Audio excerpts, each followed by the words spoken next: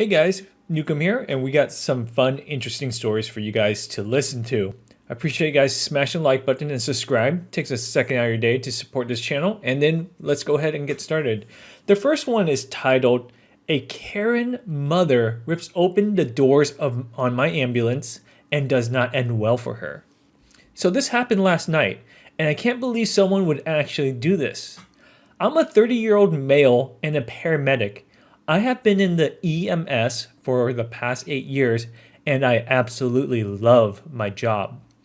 Last night, we were dispatched to a 75-year-old female who fell in her house.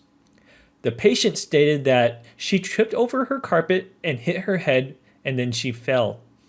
We arrived on the scene and noticed that the home was a duplex with the patient's door on the right and her neighbor's door on the left. We made our way into the home and found her lying on the floor. The woman was awake and breathing. We started asking her the standard questions. Are you okay? Does anything hurt?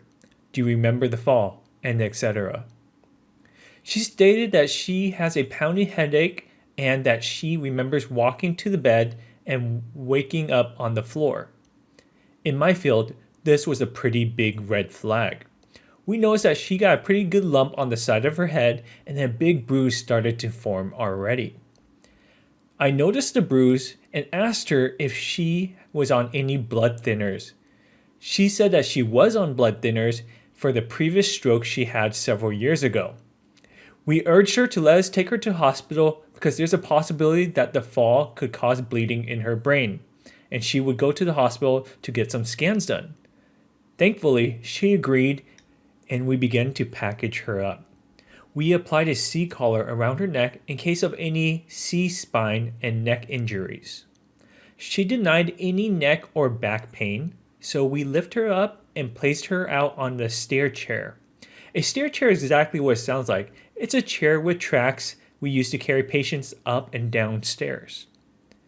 As we were getting her out of the house, her neighbors whipped the door open and started yelling about how she couldn't sleep with all the lights and noise outside. The sound of the stair chair apparently woke her up, and she was not happy about that. My lieutenant walked over to her and apologized and said that we're dealing with a medical emergency and that we would be leaving soon enough.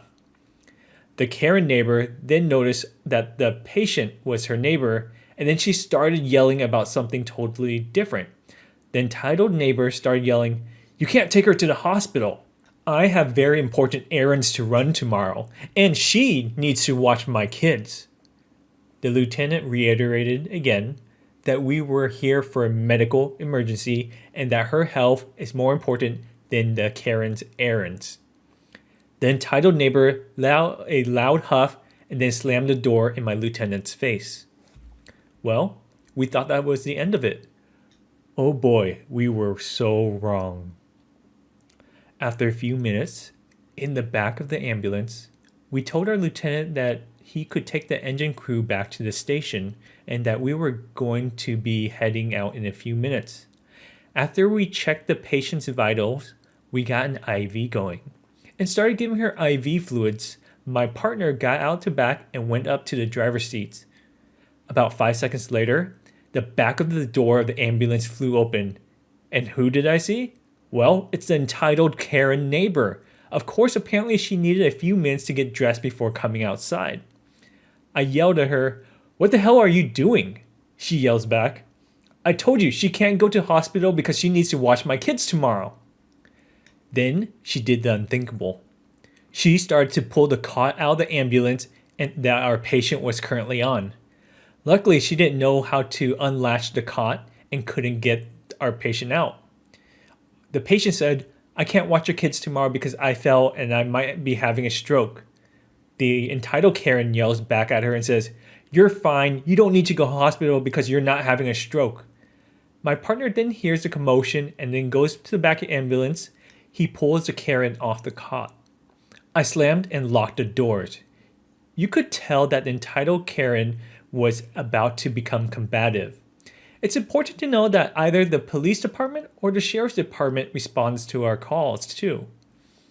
When it's at night, because of where they were, it took them a few minutes for the sheriff department to show up on the scene.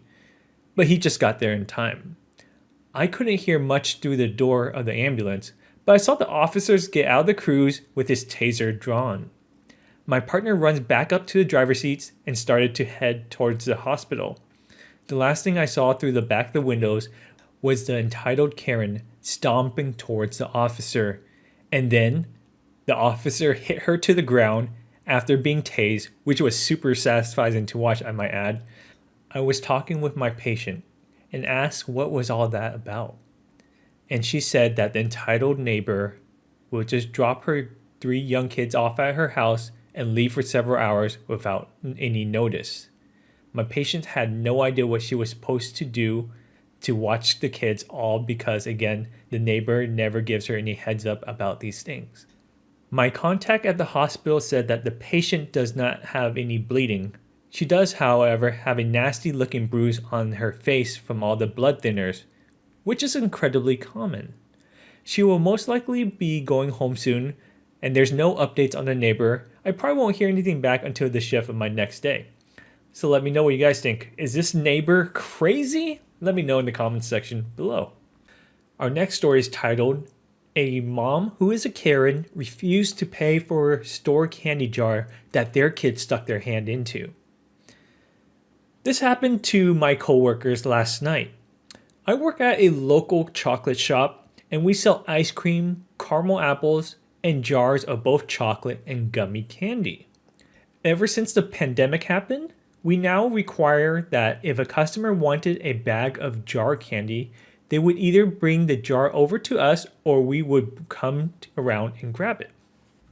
Then we would fill it with a bag. Unless you are an employee and have gloves on, you cannot touch the candy itself. There have been plenty of times when young kids have opened the jar and stuck their whole hands in them. This would require us to either throw away the whole candy jar or we can take it home ourselves. Since it costs a lot of money for us, our manager have decided that from now on, if a kid stuck their hand in the jar, the parents would have to pay for the entire jar. Last night, it was just me and this other coworker. Even though it was supposed to be 4 people working that night, and of course we were slammed with tons of people. I was scooping ice cream on the verge of crying from all the stress when I heard yelling come from where my coworker was. 2 moms had gotten into a screaming battle while my coworker called our manager and she was also crying. We ended up closing the store early. What basically happened was that another kid stuck their hand into the jar. My coworker told the parents that they would have to pay for the jar. We also had a sign up about this rule too next to the jars. And the parents started to say that they weren't going to pay for that and that my coworker should have been watching their kid. Some other parents started telling them off and eventually led to a screaming battle involving a bunch of F-bombs. And they left the store without paying for the jar. Luckily, every customer in the store was on our side. So what do you think about this story below? Should the parents have paid for the jar that their kids stuck their hands into? Anyways, I appreciate all the love and support. Thank you for hitting the subscribe, notification bell, and the like. And check out the other stories on this channel. I'll see you guys next time.